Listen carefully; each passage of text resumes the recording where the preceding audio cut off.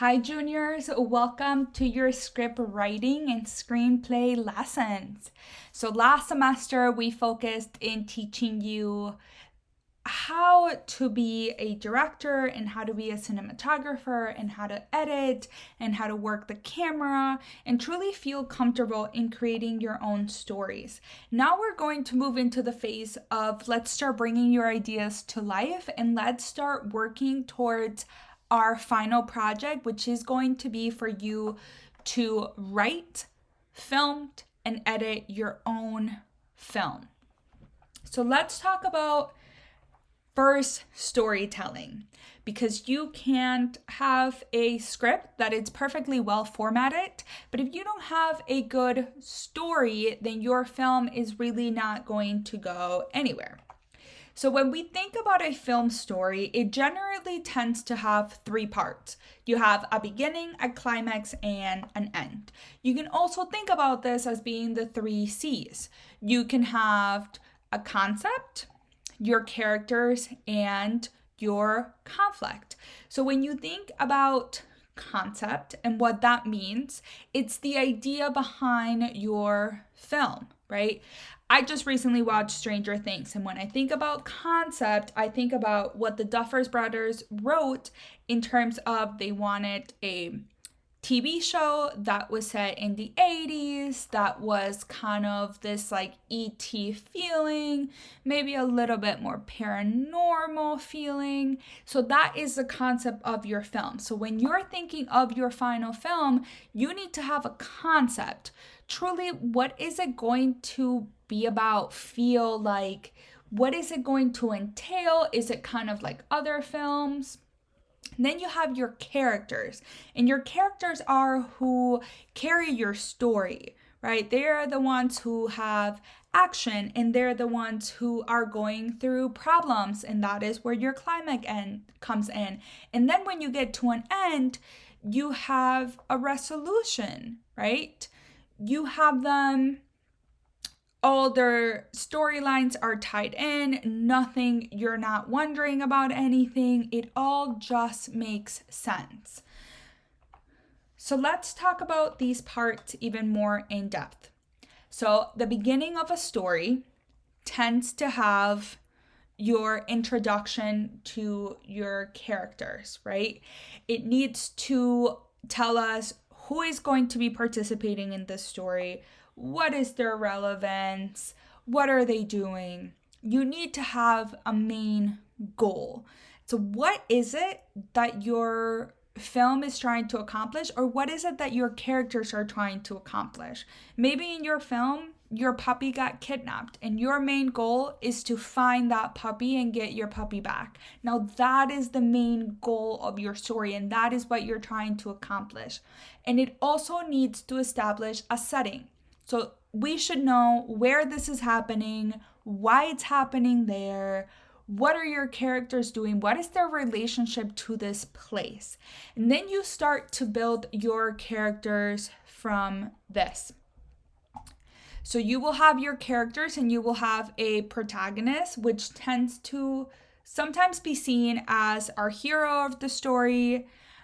Sometimes our protagonists are not perfect and they could have flaws because it allows your audience to relate to them. But your protagonist is your main character. So who are we truly following? And it sometimes doesn't have to be one, it could be multiple. Then you tend to have an antagonist, which is the one that opposes your protagonist. So this can be your villain or your bad guy. It doesn't always have to be a person. It can be other things like bad weather, bad luck, death, war. It could really be anything. But that is where you have kind of your antagonist. And now when we're starting to think about your climax is when the conflict tends to arise. So without a conflict, there's really no drama, and without no drama, there is no story. So you have to create your own drama in your story for your characters to act, for the storyline to move, and for it to kind of move along, right? This is also the point in which your characters are taken to its breaking point.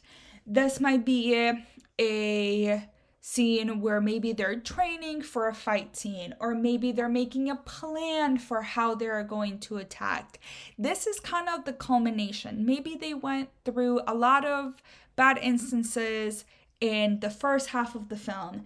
They get to a point where they feel like there is no going back. So now what are they going to do? They're going to fight back, and that is where your climax hits. Then you have your end or your resolution.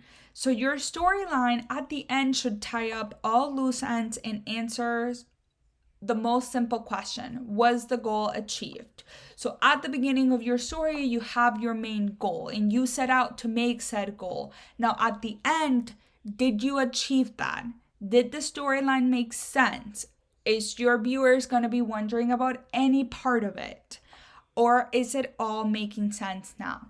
So this is the simplest way that you can think about a story, right? You need a beginning, you need a climax, and you need an end. But you do need your characters and you need action to happen in between all of this to have a good story.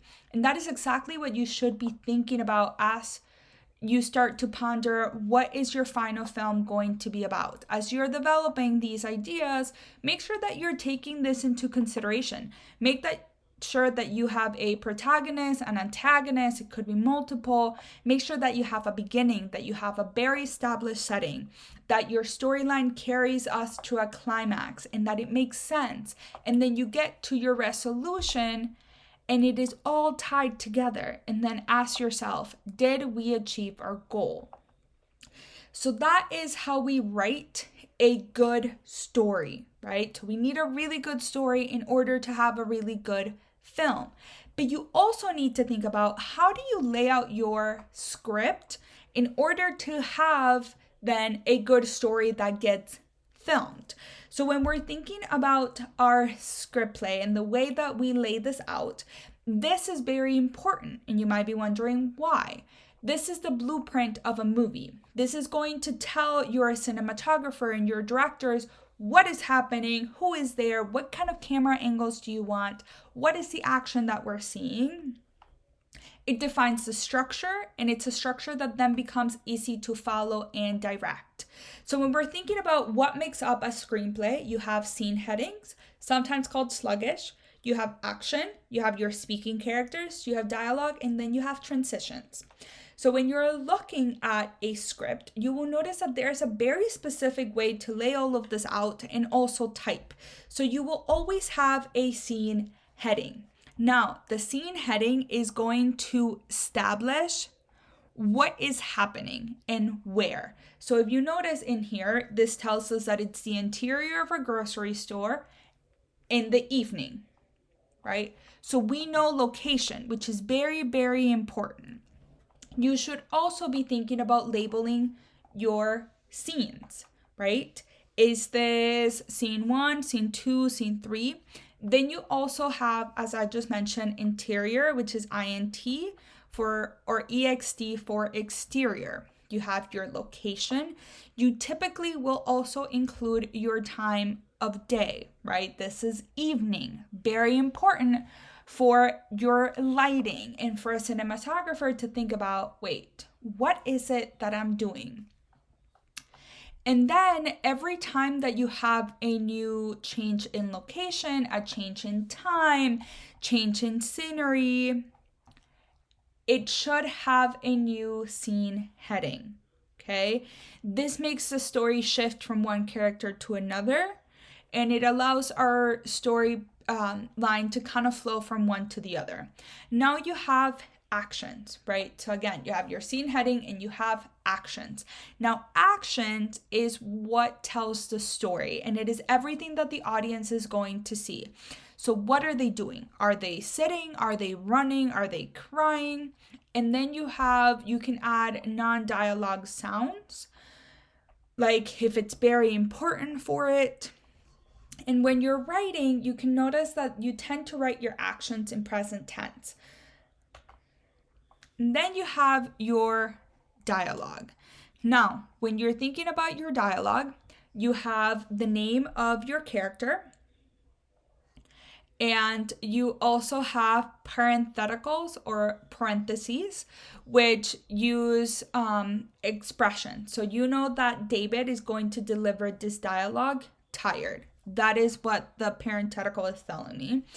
And then you have Francis, who is going to be beat. And you notice how there's a clear distinction in our names. So we say David, we have Francis. So when you have a screenplay with multiple people and multiple characters, you need to label their dialogue and what's happening. Now you're doing all of this thinking about filming.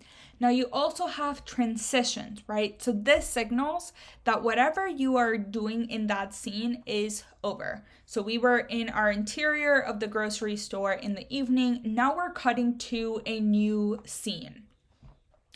So again, scene headings must be shown whenever a change of location happens, and they kind of have a simple formula. So you have exterior, interior, location, and time of day. That is what you should be following. Say that your character starts in the living room and then exits her house and walks to school. Is that multiple headings? Absolutely it is, because it is a change in scenery.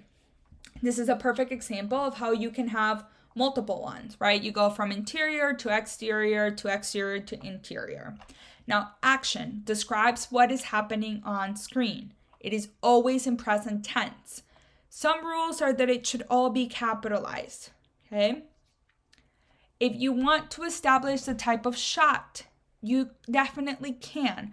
Sometimes in the film industry, this is left out to your cinematographer as they read this and they kind of examine what they want.